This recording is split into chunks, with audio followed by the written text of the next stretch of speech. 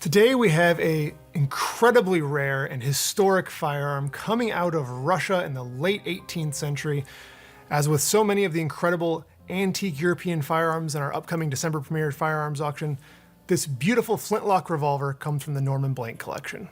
Antique Russian firearms from the 18th and 19th century are very rarely found on the collector's market. Most of them are contained within institutional collections in Russia and Europe. There's a few in institutions in the United States, such as the Metropolitan Museum of Art, but you very, very rarely get the opportunity to see these in person outside of museum glass, let alone find one on the collector's market available for sale. This piece dates to roughly 1780 to 1790 and comes from the Tula Arms Factory. Though unsigned, we can pretty confidently link this piece to Tula based on a few different aspects. One is just the overall design of the mechanism, but also some of the individual details such as the shape of the cock and some of the detailing here on the lock, as well as these wire inlays, are very consistent with some of the examples that are actually signed Tula right here on the lock. These rare Russian flintlock revolvers come from the Tula Arms Factory, which was founded in 1712 by Peter the Great, but they actually originate from a later time period, later in the 18th century, under the rule of Catherine the Great.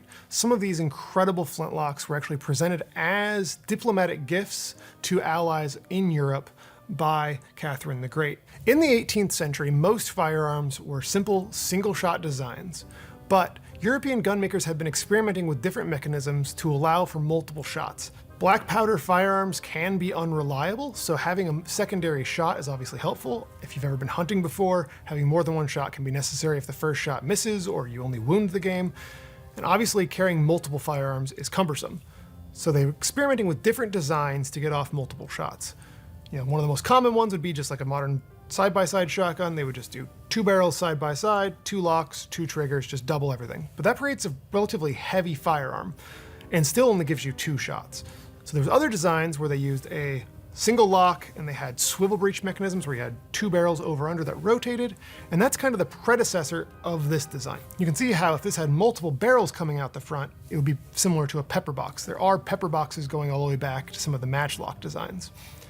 But by shortening this and making sure that the cylinder lines up with the barrel, you're able to get a multiple shot firearm within a smaller, more compact package that is much more sophisticated than just adding more barrels.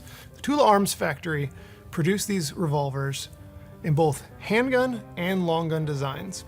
On these Russian revolvers, the flintlock is positioned back here behind the cylinder, and the priming pan is right here lined up with a vent hole into this breech plate. So when you fire the gun, the flash is going to travel through this vent hole back into here and then ignite the main powder charge in the cylinder. This is a 6-shot cylinder, so that would allow you 6 relatively quick shots. You just have to reprime the pan between shots on this design. Now, later designs like the Wheeler, Collier, Colt's revolvers ignite directly into the cylinder. That allows a more surefire ignition and a faster ignition than this design would allow for. Let's take a look at some of the other details on this piece because it's really fascinating. When you start with the barrel, you can take a look up close. The barrel is actually a patterned steel Damascus, if you want to call it that, or pattern welded barrel. It's got interesting turned gilt ring here at the muzzle. You've got a blade front sight, really intricate designs in the metal coming back to the breech, and back here you've got these interesting rib designs built into the barrel. And back here you've got a screw-affixed U-notch rear sight. The barrel's approximately 28 gauge, so that's a pretty good amount of firepower for a repeating firearm in this time period. To actually load the gun, you can see that the ramrod is real short. It's way back here just underneath the forend. That's because you actually load instead of from the barrel through this little trap door into the front of the cylinder. So you'd rotate the cylinder between shots, use this ramrod to seat the charge back here, and then you'd close it up once you were done. And when you take a look at the cylinder itself, you can see it's got some classic scroll and border engraving, and then other designs of the same nature continue back here on the breech plate, onto the breech chamber. If you flip it over and take a look at the other furniture, you can see on this side plate you've got coordinating engraving. And then what really sets this gun apart to me, and actually really shows you some of the fine artistry of the Tula Arms Factory, is the stock.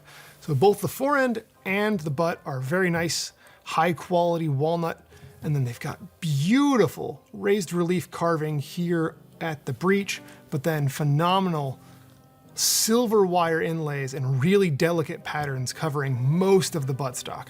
So that really gives it a really deluxe look. And you can imagine if this was not aged, if it was still bright, how shiny and beautiful this gun would look from even a distance. And if you take a look at the cheek side, it's also got a really nicely shaped rounded cheek piece with nice scroll carving here.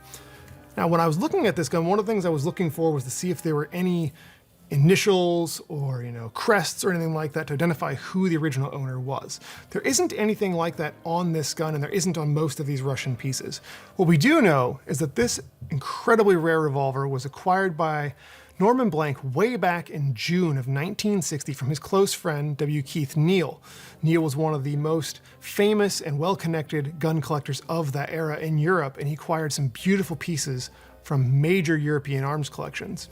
This gun is believed to have been owned by the dukes and later kings of Württemberg all the way from the 18th century up until Neal acquired it and then passed it on to his good friend, Mr. Blank. That shows you just how coveted these Russian revolvers are.